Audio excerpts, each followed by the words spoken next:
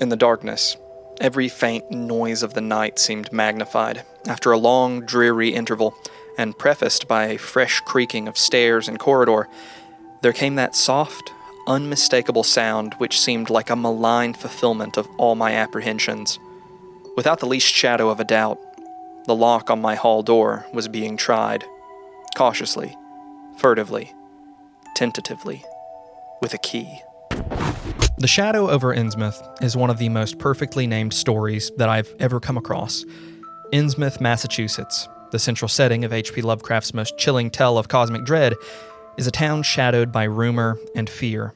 The worm-eaten port town was once a bustling hub of business, trading chiefly in that most precious of metals. When the gold industry dried up, so too did Innsmouth.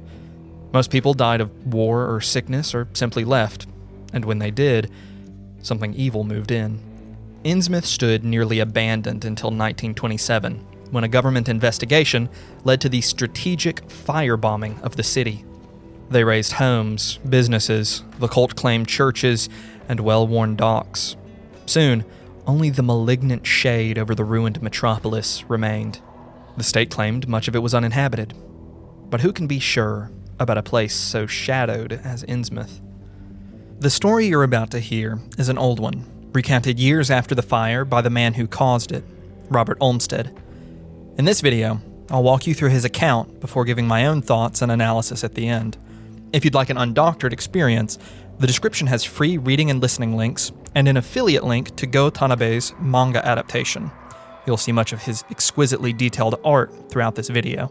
If I were one of the exceedingly furtive fishfolk of Innsmouth, I'm certain I would utilize a service like today's sponsor, Aura, to help keep my information secret. Aura is the all-in-one service that keeps prying outsider eyes off your precious data. In this wretched internet age where all privacy is reduced to dust, malign entities seek at every moment to turn dark profit at your expense. Data brokers, identity thieves, and the watchful eyes of the abyss peer into every corner of your being, scraping your data to sell it to the highest bidder, or worse. Aura braves the depths of the internet on your behalf, wrenching your data from the grasp of hateful fiends by submitting opt-out requests to data brokers. Their VPN allows you to browse the internet with your data locked away in hidden chambers of secrecy, so spying eyes may not witness your covert deeds. They monitor the dark web for your information, keeping your secrets safe from the shadow of evil, and alerting you if your information has been exposed. If hateful fingers of ill intent seek to spend your treasure, Aura will act fast to notify you that someone is trying to access your credit or bank accounts. If you too wish to spurn the myriad forces set upon your downfall,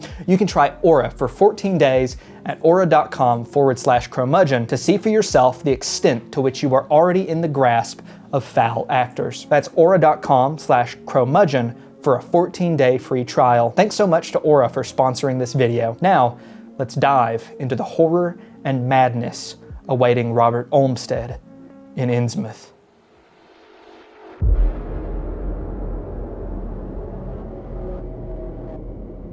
I never heard of Innsmouth till the day before I saw it for the first and, so far, last time.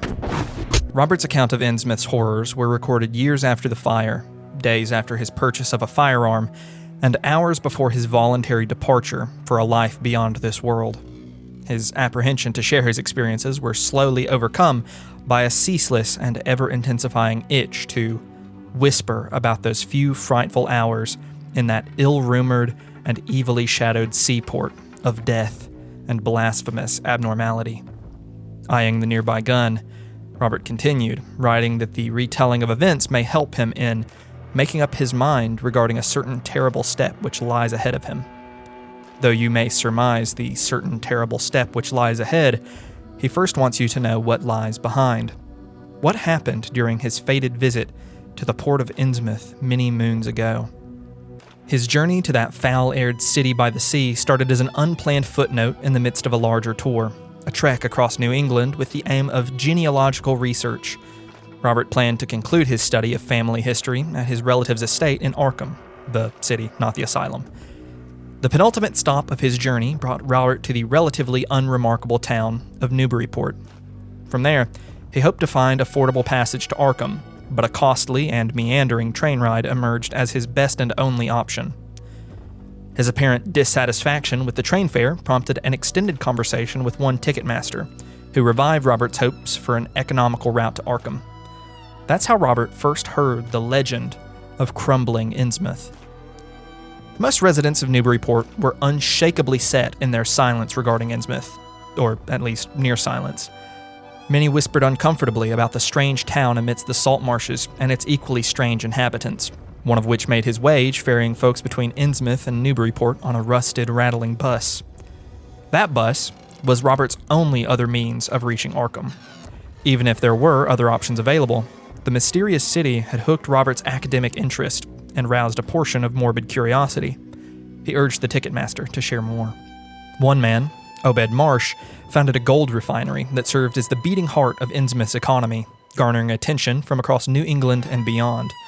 The Marshes amassed nigh unspendable wealth, but their industry began to fail when war and foreign plague killed off most of their workers in the early 1800s. 100 years later, the refinery half-lived on past profits like some modern zombie of brick and iron. The arrival of great swarms of fish reduced the urban sprawl to a massively overbuilt but otherwise insignificant fishing hamlet, occupied only by the most reclusive and aberrant sort of mariner. They stopped marking Innsmouth on maps. The town withered, spawning superstitions, legends, and rumors. Old sailors have their stories of the Black Reef off the coast of Innsmouth, where unidentifiable figures, vaguely human, emerged from caves in the reef and sprawled out on top of it. Devil Reef, they called it. Other stories surround the Marsh family, particularly Obed, who frequently sailed to faraway lands and returned with foreign goods or beliefs or even people. That earned Obed plenty of suspicion from the whisperers in Newburyport with their myriad prejudices. Then, there were the tales where rumors overlapped, stories of Obed and his crew sailing out to Devil Reef to bargain with basking moonlit fiends. Perhaps the most widespread rumors were those surrounding the Innsmouthers themselves. Such whispers rose in response to the visible abnormalities of the marsh dwellers: bulging, unblinking eyes, flat noses, and rough, scabby skin. Even animals seemed to hate them, aside from the ever-abundant fish. Many suspected that a bit of foreign blood and a century of isolation had warped the Innsmouthers' faces, but that too can likely be chalked up to the people's intensely held racial prejudices.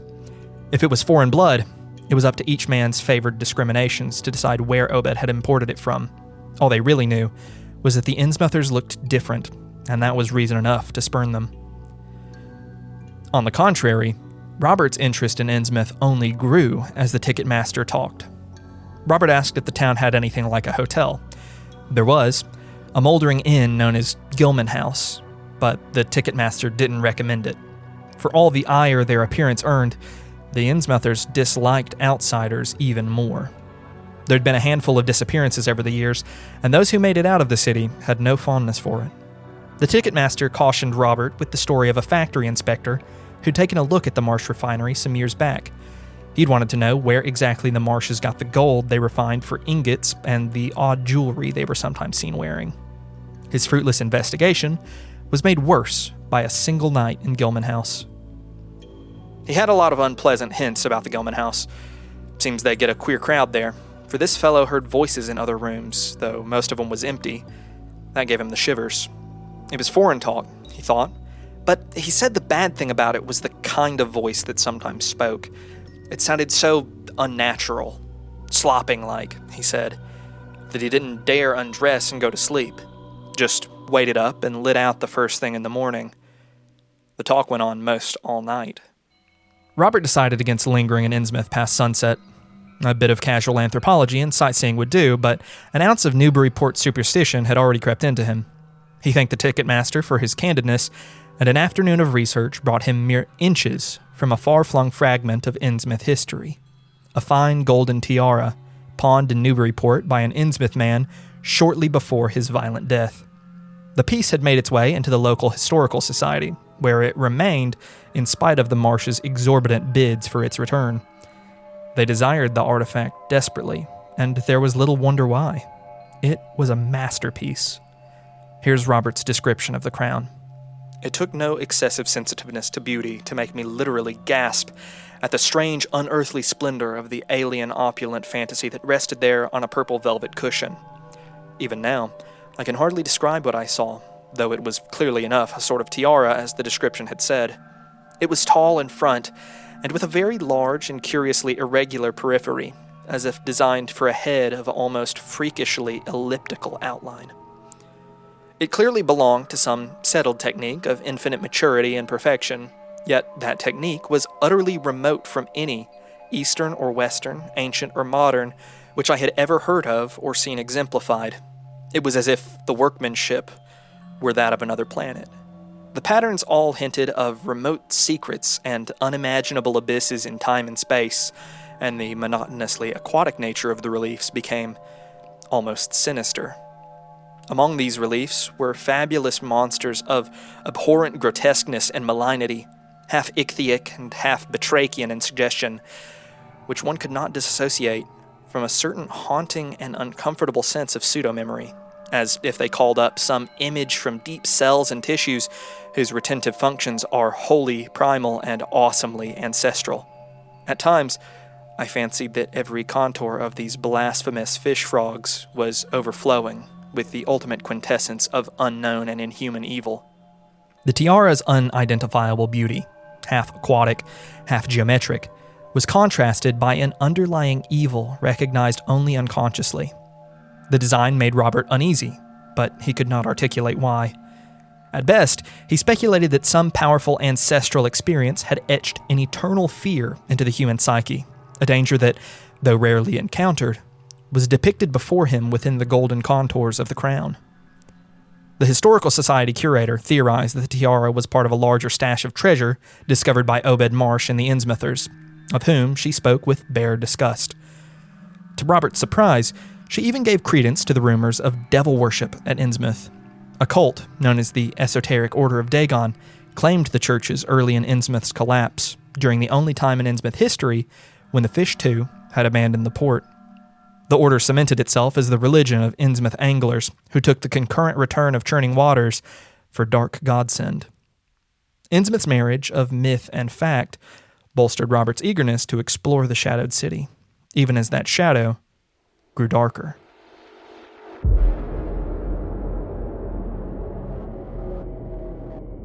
I am not even yet willing to say whether what followed was a hideous actuality or only a nightmare hallucination. The later action of the government, after my frantic appeals, would tend to confirm it as a monstrous truth, but could not a hallucination have been repeated under the quasi-hypnotic spell of that ancient, haunted, and shadowed town? The sun rose over town the following morning, as a few sullen men staggered off the Innsmouth bus and into Market Square where Robert waited, followed by the driver himself. Robert's first impression of the driver, a man named Joe Sargent, confirmed much of what he'd heard in Newburyport. The nearly hairless man had eyes round as moons. His waxen skin cracked all over as though very dry, despite the shimmer of grease across his scalp and stubby hands. It was worse below his ears, which were themselves all too measly. Robert would have sworn it was a rare skin condition if the other three men getting off the bus hadn't exhibited similarly scabby features. They stunk strongly of the sea. Robert surrendered $1 as bus fare, and moments later he was rattling off towards Innsmouth. The ride offered Robert a generous view of the glittering ocean, whose splendor darkened from majesty to malevolence as Devil Reef came into view. Innsmouth was a place of wide extent and dense construction, not what you expect to find where maps assured wilderness. Sargent's odor intensified as the bus crossed the abandoned railway and took to shadowed streets. The stench of rot filled the city. The scope of Innsmouth's decay evaded rumor entirely. Where homes stood, they leaned. Where they did not lean, they sagged. Where they did not sag, they had collapsed entirely. There wasn't a straight line left in Innsmouth, and the city had been sinking into the Atlantic for the better part of a century. One rumor proved true. There were indeed more empty houses than people. The scattering of inhabitants Robert observed accelerated his unease. Almost exclusively fishermen whose faces hinted at plague or common unearthly ancestry. He instinctively disliked them. The movements, expressions, and features which made up the Innsmouth look were cryptically familiar. Robert wondered if he'd seen them in a book or photograph long ago. Making the most of his brief stay, Robert studied Innsmouth's architecture as the bus approached Gilman House. On the way, they passed by a large building, clearly marked the Esoteric Order of Dagon, one of the seized churches spoken of in Newburyport. Suddenly, all thoughts of time were blotted out by an onrushing image of sharp intensity and unaccountable horror which had seized me before I knew what it really was. The door of the church basement was open, revealing a rectangle of blackness inside. And as I looked, a certain object crossed or seemed to cross that dark rectangle, burning into my brain a momentary conception of a nightmare, which was all the more maddening because analysis could not show a single nightmarish quality in it. It was the church's pastor, a robed shaman of the ancient aquatic god of the Canaanites. The pastor's skull rose in a tall alien ellipse, a perfect fit for the familiar tiara atop its head, twin to the one in Newburyport. His advanced Innsmouth features and proximity to the accursed crown ushered Robert to mentally strike the churches from his planned survey of the city. Upon his arrival at Gilman House, Robert made no delay except to drop off his bags with a man behind the counter who was blessedly bereft of uncanny Innsmouth deformity. Nonetheless, Robert remembered the story of the factory inspector and sought information elsewhere. He met a boy who commuted from Ipswich to run a chain grocery store, an unfortunate placement which had been the chain's decision, not his. The boy was happy to see another foreign face and generously disclosed all that he knew, even going so far as to draw Robert a map of the city. He told about how the Innsmouthers spent their infrequent public excursions alone, fishing, drinking moonshine, or both. The only times they were seen in numbers was when they gathered to swim to Devil Reef, as, even then, it was only the youths. The boy suspected their disease worsened with age, for the elderly were never seen. Even the most hideous public cases didn't compare to the repulsive specimens that families locked away. He knew of the secret practice because he sometimes heard the prisoners within their rotting homes. That wasn't the worst of the city's soundscape, however. At night, from the churches, he heard bizarre chanting. During their religious festivals on the 30th of April and the 31st of October, you could hear it throughout the city. In short, Innsmouth life was private, rarely seen, but altogether too frequently heard. The boy, sensing that he had failed to satisfy Robert's curiosities, directed him toward the only other person in town who might talk, a man named Zadok Allen, an Innsmouth local without a trace of Innsmouther blood in his aged body. The youth reckoned that any offer of booze would get Zadok started, but he doubted any truth could be extracted from the man's madness. Robert left the grocery store and took to personally absorbing the sights, sounds, and shadows of Innsmouth. Here, he includes a description that just might be my favorite passage from his entire account. Recrossing the gorge on the Main Street Bridge, I struck a region of utter desertion which somehow made me shudder. Collapsing huddles of gambrel roofs formed a jagged and fantastic skyline, above which rose the ghoulish, decapitated steeple of an ancient church. Some houses along Main Street were tenanted, but most were tightly boarded up. Down unpaved side streets, I saw the black, gaping windows of deserted hovels, many of which leaned at perilous and incredible angles through the sinking of part of the foundations. Those windows stared so spectrally that it took courage to turn eastward toward the waterfront. Certainly, the terror of a deserted house swells in geometrical rather than arithmetical progression, as houses multiply to form a city of stark desolation. The sight of such endless avenues of fishy-eyed vacancy and death, and the thought of such linked infinities of black, brooding compartments given over to cobwebs and memories and the conqueror worm, start up vestigial fears and aversions that not even the stoutest philosophy can disperse. Every turn brought Robert to new fortresses of secrecy, boarded windows and tightly shut doors from which he felt watchful alien eyes. For as fearsome as the sights of Innsmouth were to Robert, the noises were more harrowing, not only because of what he heard, but of where he heard them. Most didn't come from the shuttered windows of large lived-in family homes. Instead, the noises mostly came from deserted homes. Worst of all was the smell. Turns out, Joe Sargent didn't reek of the sea. He reeked of Innsmouth. The pungent aroma of rotting fish filled every alley, street, and square. Robert had had enough of the suffocating air. Convinced that his unwelcomeness assured him no answers and little safety, it was time to cut the Innsmouth trip short. Or, at least, he was about to. It was then that I saw the tumble-down fire station on my left and noticed the red-faced, bushy-bearded, watery-eyed old man in nondescript rags who sat on a bench in front of it, talking with a pair of unkempt but not abnormal-looking firemen. This, of course, must be Zadok Allen, the half-crazed, licorice nonagenarian whose tales of old Innsmouth and its shadow were so hideous and incredible.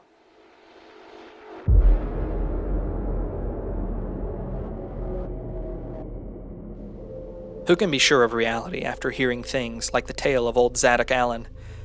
Where does madness leave off and reality begin? Is it possible that even my latest fear is sheer delusion? It was easy enough to get Zadok to talk. A quart of bootleg whiskey and a walk past the fire station was sufficient to get the tippler following Robert someplace private. The pair eventually sat at a mossy wharf with a view of Devil Reef, with the old man taking long draws from the bottle. Robert was careful to keep him lucid, and eventually, Zadok's lips began to loosen. He pointed to Devil Reef as the origin of Innsmouth's strangeness. Many years ago, when Innsmouth's decline began, Captain Obed Marsh had gone to the South Sea Islands to trade. Instead, he found religion. Obed always said it was foolish to worship a god who expected his followers to take up their crosses in meekness and humility. He wanted a god who would take away his people's burdens, even if that meant they had to pay for it in blood. During one of his voyages, Obed met a tribe of South Sea Islanders led by a man named Wallachia, who exhibited many strange deformities. They wore peculiar jewelry and always caught fish even when other tribes were starving. On a nearby island covered in wave-worn ruins, gruesome creatures swam up from the seabed to cut deals with Wallachia's ancestors. The tribe brought the deep-sea devils sacrifices, men, women, and treasure. In exchange, aquatic devils brought the tribe fish and gold. Wallachia's tribe continued to serve the abyssal half-men, and they came to an agreement. Any child sired between man and monster would adapt to life under the waves, where they would be ageless, never knowing death unless killed. Wallachia taught Obed everything they knew about their deity, taught him how to worship it, too. When other tribes found out what was going on, they slaughtered Wallachia and his people. Obed's trading voyages stopped, and his last means to provide for Innsmouth vanished. That was when he brought the South Sea religion to Innsmouth under a new name, the Esoteric Order of Dagon. The order operated secretly at first. They started rowing past Devil Reef at night and dropping things into the abyss. When people started to go missing, the good people of Innsmouth interrupted one of the order's trips to the reef, arrested them, and the sacrifices stopped. That would have been the end of it all, but there was a problem. When Wallachia's tribe was wiped out, Obed's crew found dozens of small marked stones across the island. Old One's signs, Wallachia had called them. Charms to keep his people safe if the monsters ever turned on them. Innsmouth had no such charms. Hungry for sacrifice, swarms of the abyss spilled onto the shores and streets of Innsmouth to take what they had not been given. On that night in 1846, the city was filled with the baying of fish fiends, the screams of men, and the ineffectual cracks of musket fire. The next morning, Innsmouth was filled with bodies, and Obed and his order were free. Overnight, half the town was sacrificed to the abyss, and the whole ordeal was deemed a plague. After that, no one challenged the esoteric order of Dagon's authority. The Marshes became the de facto rulers of Innsmouth, and Obed's hesitancy to breed with the fishfolk waned. If they were going to bring fish to Innsmouth, they should have whatever they wanted. Marsh himself had several children by the monsters. Most of his descendants were still in town, but one daughter secretly married a fellow in Arkham and was never seen again. The poor man had no idea about his new wife's demonic heritage. At that, Zadok's account devolved into a kind of organized gibberish. The secrets he was telling were enough to get him killed, if not for the oaths he had taken, and for the obviously unbelievable nature of his story. The consistency of the madman's tale unsettled Robert nonetheless. As Zadok's ramble returned to English, the muttering ancient's voice rose to a proper scream. For years, the Deep Ones had been bringing things up from the abyss, storing them in the abandoned homes of Innsmouth, he said. Zadok began to speak of the Shoggoth, a creature more monstrous than even the fish devils, when something at the reef caught his eye and painted overwhelming fear across his wrinkled face.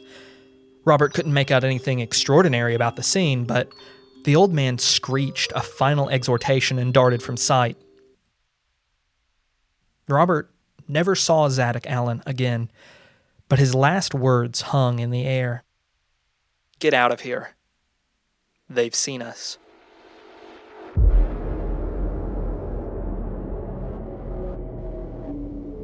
Can it be possible that this planet has actually spawned such things? That human eyes have truly seen, as objective flesh, what man has hitherto known only in febrile fantasy and tenuous legend? The bus to Arkham had broken down. A problem with the engine, according to Sargent. A moonlit march across miles of seaside wetlands was Robert's only alternative to a night in Gilman House, and he dared not brave twilight aside that sinister reef. He was the inn's only patron, but the attendant led him to a room on the highest floor, far from any exit. His own wretched experiences and Zadok's mad yarn mixed with Newburyport rumor to create a singularly unyielding knot in Robert's gut, which the room specifics did not untangle. The space was private, but an intense, musty odor married Innsmouth's fish stench rather than masking it, as Robert hoped. Moreover, the door could not be bolted to secure the room, for the bolt had been removed, recently, by the look of it. The details combined into the same conclusion drawn by the factory inspector. Gilman House was no place to fall asleep. Instead, Robert removed the bolt from a cabinet and affixed it to his door, earning only a little comfort. Then, he waited for morning. When the yellow moon hung high over Innsmouth, the stairs and corridors of Gilman House began to creak. There were no voices, which suggested the same sneaking behavior as all other Innsmouth activity. At length, feeling a fatigue which had nothing of drowsiness in it, I bolted the newly outfitted hall door, turned off the light, and threw myself down on the hard, uneven bed, coat, collar, shoes, and all. In the darkness, every faint noise of the night seemed magnified, and a flood of doubly unpleasant thoughts swept over me. I was sorry I had put out the light, yet was too tired to rise and turn it on again. Then, after a long, dreary interval, and prefaced by a fresh creaking of stairs and corridor, there came that soft, unmistakable sound, which seemed like a malign fulfillment of all my apprehensions. Without the least shadow of a doubt, the lock on my hall door was being tried, cautiously, furtively, tentatively, with a key. There was no longer any doubt. Someone was trying to get into Robert's room. One by one, they tried to enter through the connecting doors of adjacent rooms, but those had been firmly bolted all evening. The shuffling steps retreated downstairs, followed by glubbing, slopping conversation, proof that a larger force had gathered downstairs. Hours of nervous tension proved to be a boon, as Robert readily prepared his escape. The lobby promised danger, so his only egress from the suite was a series of high westward windows. The windows of his own room led to a sheer drop, but connecting rooms' windows afforded a risky jump to lower rooftops. Robert was weighing his options and using the grocery boy's map to plan a route out of town when the creaking returned, heavier and more loudly than before. This time, his assailants made no secret of their approach. They knocked on the door, and when no response came, they knocked harder. Then, they began to spread out, barking inhuman commands to one another, organizing a pincer attack from the connecting rooms. Robert had to act quickly before they could cut him off. He dove through the door of the southernmost room, where a moth-eaten set of drapes served as a ladder to the roof below, sparing Robert the perilous leap. He took to the shadows of a rotten gap in the shingles, watching to ensure he wasn't being followed. After a time, the awful noises within the inn quieted, and the search party took to the streets. For once, the shadow worked in Robert's favor. He navigated Innsmouth, keeping to the darkness and mimicking the shambling gait of the Innsmouthers, doing his very best to shed any appearance of an outsider. The night air was thick with rot, afflicting smell and taste alike. Robert abandoned hopes of a southward escape after a near confrontation with the esoteric Order of Dagon. The roads out of town were guarded by robed, crowned beings who hopped about, croaking orders at groups of scabby, crouching men who ran on four misshapen limbs like apes or dogs. The unnerving sight of the half-humans motivated Robert to reconsider braving the wetlands, and he determined to follow Innsmouth's abandoned railroad track to the town of Rowley, where he might find safety. Dodging the search parties demanded an inefficient path through Innsmouth, with many transfers between streets, which eventually brought Robert out of the shadows and back into view of Devil Reef. A rowboat, flanked by several inhuman swimmers, was returning from the reef with a large object hidden beneath the tarp. A gift from the deep, if Zadok's story was to be believed. Robert found his faith in the old man growing at every turn through the shadowed streets. As his meandering route took him away from Devil Reef, past crumbling fish huts, seized churches, and Gilman House itself, the streets were full and filling with all manner of twisted, scarcely human things. But that was not the worst of the nightmare. Years of neglect had not been kind to the rust-conquered railway, which Robert followed up a ridge and into a covered section spanning a gorge. The interior of the bridge was as rotten as the squalor Robert left behind, but it lacked Innsmouth's pungency. A quick jaunt through the dark and a dizzying leap across a rotten section of wood nearly freed Robert from Innsmouth, but when he emerged on the other side of the bridge, he caught a glimpse of the city below, painted ethereal under amber moonlight. He noted an uncanny beauty that he hadn't noticed before, followed by an undulant commotion to the south.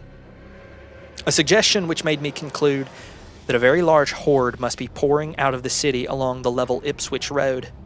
The distance was great, and I could distinguish nothing in detail, but I did not at all like the look of that moving column. It undulated too much, and glistened too brightly in the rays of the now westering moon. There was a suggestion of sound, too, though the wind was blowing the other way. A suggestion of bestial scraping and bellowing, even worse than the muttering of the parties I had lately overheard. All sorts of unpleasant conjectures crossed my mind. I thought of those very extreme Innsmouth types, said to be hidden in crumbling, centuried warrens near the waterfront. I thought, too, of those nameless swimmers I had seen. Counting the parties so far glimpsed, as well as those presumably covering other roads, the number of my pursuers must have been strangely large for a town as depopulated as Innsmouth. There were too many bodies for abandoned Innsmouth to produce. Far too many. Robert's resolve to push on was bolstered by the tide of bodies searching the road to the south of Innsmouth. They'd have found him about now, had he not changed plans and taken to the train tracks. He pushed down the hill, slowly making his way into a dense cut of shrubbery that hindered his progress severely. He fought with the vegetation until a choking wave of that awful Innsmouth effluvium struck his nose more powerfully than during his whole stay in the wretched city. Panic swelled, and Robert dropped to the dirt. He could not see his pursuers, but he knew he had reached the point where the tracks came most closely to the road to Rowley. They had likely realized his aim of fleeing by way of the railroad. Nonetheless, while the brush limited his vision, it also concealed Robert completely. They would have no means of seeing him within the foliage, but by a stroke of mad luck. As the chorus of alien voices mounted, Robert shut his eyes as tightly as he could, determined not to poison his mind with the sight of them. His determination faltered as they washed over the road ahead of him. Of course, my resolution to keep my eyes shut had failed. It was foredoomed to failure. For who could crouch blindly while a legion of croaking, baying entities of unknown source flopped noisomely past, scarcely more than 100 yards away? I saw them in a limitless stream, flopping, hopping, croaking, bleeding, surging inhumanly through the spectral moonlight in a grotesque, malignant saraband of fantastic nightmare. And some of them had tall tiaras of that nameless, whitish gold metal, and some were strangely robed, and one who led the way was clad in a ghoulishly humped black coat and striped trousers, and had a man's felt hat perched on the shapeless thing that answered for a head. I think their predominant color was a grayish green, though they had white bellies. They were mostly shiny and slippery, but the ridges on their backs were scaly. Their forms vaguely suggested the anthropoid, while their heads were the heads of fish, with prodigious, bulging eyes that never closed. At the sides of their neck were palpitating gills, and their long paws were webbed. They hopped irregularly, sometimes on 2 legs and sometimes on 4. I was somehow glad that they had no more than 4 limbs. Their croaking, baying voices, clearly used for articulate speech, held all the dark shades of expression which their staring faces lacked. Scabby skin was given over to gills, unblinking eyes grew to grotesque proportions, and malformed hands were webbed for a life under the waves. The deep ones were Innsmouther perfected, the ultimate fate of all who did not meet a violent end, and they were too much for Robert to bear. Consciousness abandoned him in the dirt. Rainfall woke him early in the morning. Robert crawled away from Innsmouth until he could rise to a stumble, then stumbled until he could walk, then walked until he collapsed yet again onto a train from Rowley to Arkham. Despite his survival, he could not reconcile experience with reality. There was an unshakable sense that he had missed some crucial detail of the whole affair. Robert had escaped the seaport of death and blasphemous abnormality, but he had yet to escape the shadow.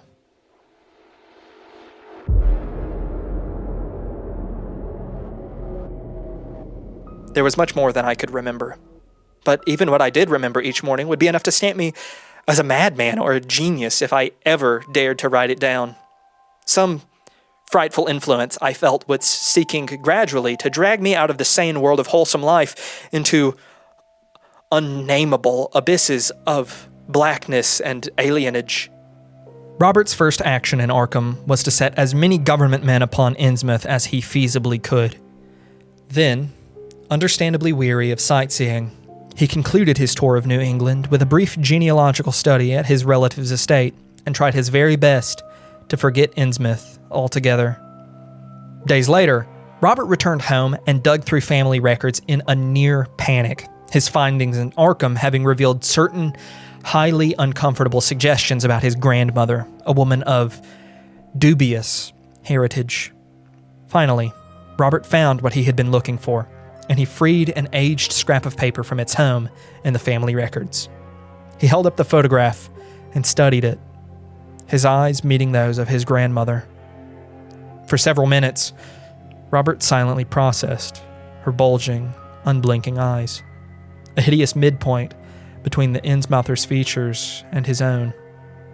The final condemnation of his bloodline proceeded from the heirlooms kept hidden by his uncle, a collection of jewelry passed down by Robert's great-great-grandmother featuring a brooch, a pair of armlets, and a white gold tiara of loathsome familiarity. No longer could he deny it. Robert had escaped Innsmouth unlike so many outsiders who had not, for he was no Innsmouth outsider. He was the great-great-grandson of Obed Marsh. This same revelation had led another uncle to life-ending despair many years earlier, though not before he had taken on the Innsmouth look himself. It was only a few years before the dreams began, followed shortly by sickness.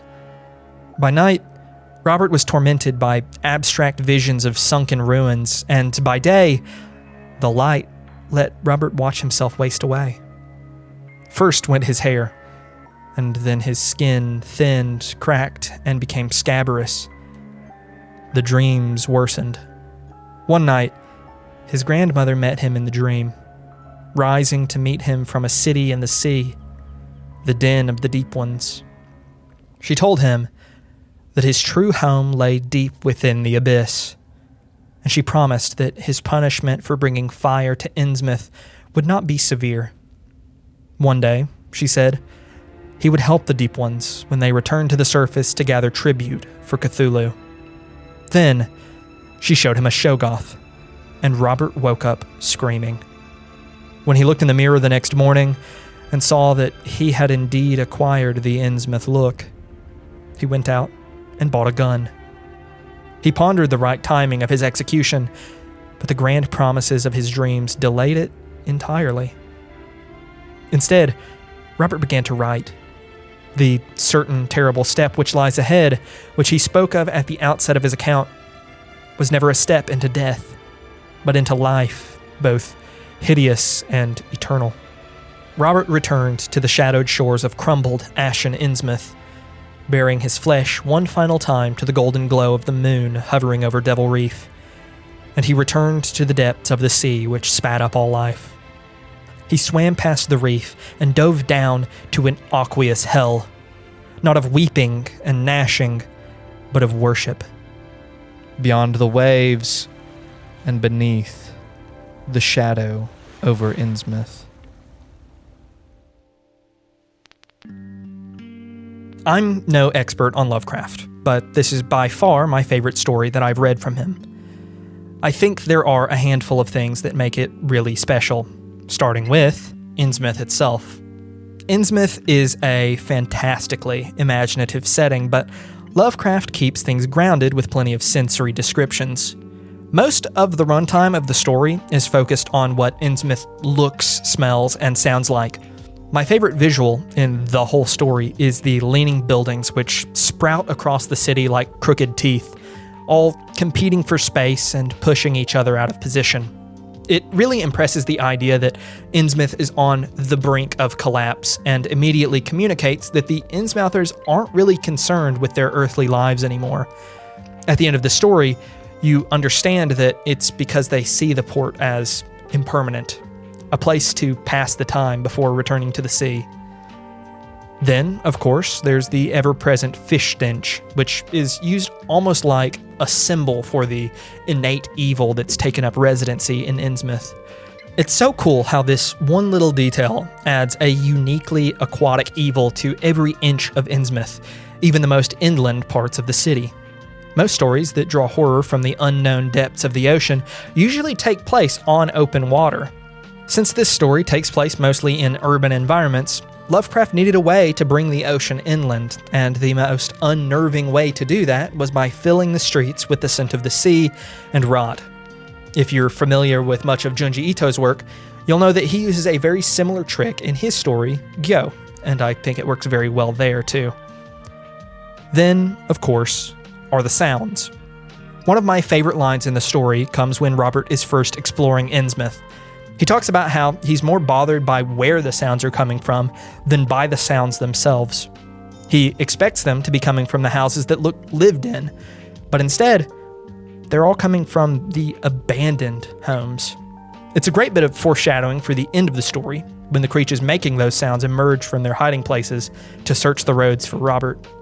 Lovecraft's prose makes all the imagery in the story so memorable. I already shared some of my favorite passages from the story, but it's very hard to communicate just how unique Lovecraft's work feels. There's a very distinct sensation that comes from reading his stories for yourself. It's very hard to predict where his sentences are going when you start reading them, unlike a lot of modern writing. Part of that is because Lovecraft's sentences are often very long, but it's also because they're written in this very subtle, unfolding language. The horror dawns upon you slowly, like looking unknowingly at a face at the back of a very dark room. At first, you don't realize just how dreadful the visual is until you've fully taken it in and processed it. If you've never read any of Lovecraft's stories for yourself, I highly encourage you to check it out. Just a warning though, dude was super racist, so look out for that. Of course, if we're talking about what makes any of Lovecraft's stories special, we have to talk about the monsters, starting with the Innsmouthers themselves. The changing fishfolk make for a super compelling monster because at the outset of the story, you don't even know that they're monsters. It's left pretty open for you to assume that they're just disfigured from a plague. Even so, they're a very compellingly written feature of the story, despite lacking any overtly monstrous qualities. Just their air of general secrecy adds a lot to the identity of Innsmouth as a place shadowed in mystery, and it makes you crave answers. As you start to get those answers and realize that the Innsmouthers are transforming into the Deep Ones, they only become more sinister. One detail that really changes the story for me is that when I first read it, I thought that the deep ones were like roughly people-sized. They aren't. They're generally about 7 to 8 feet tall, but some of them continue growing. Like 7 to 8 feet tall would already be pretty bad, but in another story titled Dagon, a man stranded on a lifeboat in the middle of the ocean wakes one morning to find that an island has like risen out of the water beneath him. On the island, he sees something that resembles a deep one that is over 50 feet tall. Dagon himself. It's honestly not super clear from Lovecraft's greater mythology if this was supposed to be like another cosmic deity or just like a very large and very special deep one, but the fact that they can grow so large is deeply unnerving to me. I also have to say that the visuals from Go Watanabe's adaptation really deepened my appreciation of the story, simply because the deep ones are so intimidating in his art. In particular, these two panels give me chills every time I see them. The idea that their claws are this sharp and that they're this tall is both horrifying, but also like so freaking cool. God, I love this story so much. The final detail that crowns this story as my favorite of Lovecraft's works is the way it redefines itself toward the end. When the story begins, most of the horror comes from some relatively ordinary fears. The fear of secrets, the fear of strangers, and the fear of being an outsider. Few things are more uncomfortable than being unwelcome. And the Shadow Over Innsmouth is content to play off these fears, convincing you that the danger of the story comes from the furtive Innsmouthers and their dark religion. Meanwhile, it subtly develops more abstract threats like the fear of madness, the fear of beings beyond comprehension, and most importantly, the fear of losing your humanity. The genius of this story is that it isn't about an outsider. In fact, Robert's marsh heritage means that he's more closely related to the Deep Ones than most of the Innsmouthers. But by the time you know that, you've already accepted that being an Innsmouther is probably worse than death. The entire story is spent foreshadowing this twist, which immediately changes how you view the story. For example, the Innsmouthers and their jewelry feel oddly familiar to Robert, not because the human unconscious recognizes their evil, but because Robert's blood ties him intimately and inseparably to Innsmouth, which brings me to my favorite part of the entire story. Most first-person cosmic horror protagonists are nothing but one-dimensional observers, but Robert's relationship to the city and its shadow changes dramatically over the course of the story, even before the final chapter. Whereas Robert is initially afraid of the darkness in Innsmouth, during his escape from Gilman House, he's forced to find safety in the shadows. I love that during this scene, Robert chooses to mimic the Innsmouthers' movements, pretending to be one of them. In modern horror, this trope isn't exactly unheard of. It's not uncommon for the hero to blend in with a crowd of monsters. In this case, however, the hero is one of the monsters, and that completely changes how we understand the scene. We aren't watching Robert cleverly evade capture. We're watching the very first steps of his fated transformation into one of the Deep Ones. Go Watanabe's adaptation of The Shadow Over Innsmouth is absolutely stunning, and while I wanted my retelling to focus on the original story, I've noticed a few details while editing this video that I have to mention. In general, the manga includes a lot of exquisite foreshadowing that isn't present in the original story. One of my favorite examples being when Robert saw the tiara in Newburyport. In the manga, the Historical Society curator mentions that Robert is acting really weird around the crown, noting that he's the only person that she's ever seen smile when they saw it. I love the idea that even then, there was a conflict in Robert regarding the artifact. His human side was repulsed by it, but the traces of Deep One within him see a morbid beauty in the crown. You can even see this in the way that he's drawn in this scene. He's drawn like one of the Innsmouthers.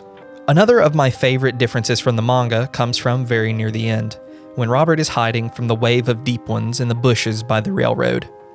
In the manga, the Deep Ones don't just pass near Robert on the train tracks, they pass directly over him. But if they came so close to him, how did they not find him? There are really only two options, and I'm not sure which is worse. My first theory is that maybe they passed over Robert, but there were so many bodies that they didn't notice him, particularly because his marsh blood made him stand out less than an outsider would have. The other alternative is that they did find him, and they could have harmed him, but they recognized him as a fellow fishman. Perhaps they knew that if they left him alone, he would come back to Innsmouth one day to join them in the abyss. Maybe, even then, Robert was doomed to a glorious eternity in the sea. In conclusion, I want to say that I think all the best cosmic horror deals with the concept of fate, an imperceptible flow from beyond our understanding that pushes, pulls, and shapes the course of human existence. There's something very menacing to me about the idea of being invisibly drawn to some horrible end, unable to see past the illusion of free will. But I suppose that's where it stops being your fate and becomes your doom. I think Robert was always doomed to go to Innsmouth. His trip was never about anthropology or sightseeing or even genealogical research.